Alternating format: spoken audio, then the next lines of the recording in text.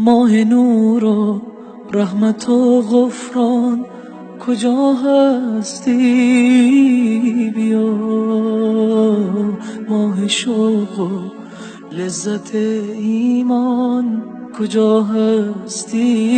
بیا ماه پرفیض و نیایش ها هر آسانیم بیا ما همه بر سفرت مهمان کجا هستی؟ ای شبستان قلوب مسلمین آخر بیا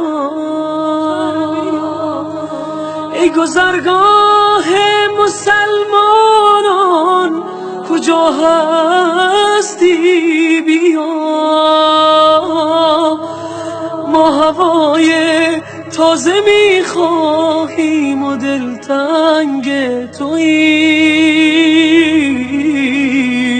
ای بهار تازه قرآن کجا هستی؟ بیا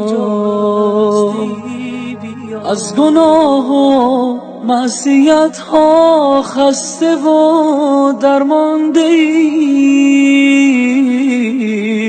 ماه عفو و بخشش رحمان کجا هستی؟ بیا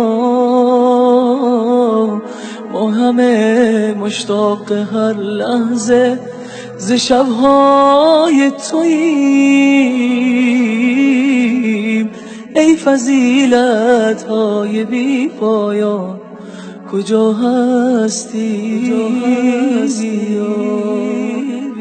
در فراقت همچو مرغی ناله ها سر دادیم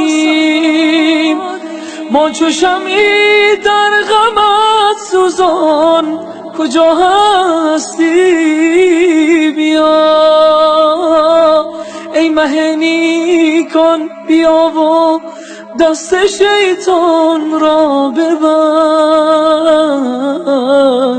ماهت از آتش نیران کجا هستی؟ بیا ماهت از آتش نیران کجا هستی؟ بیا مسلمین در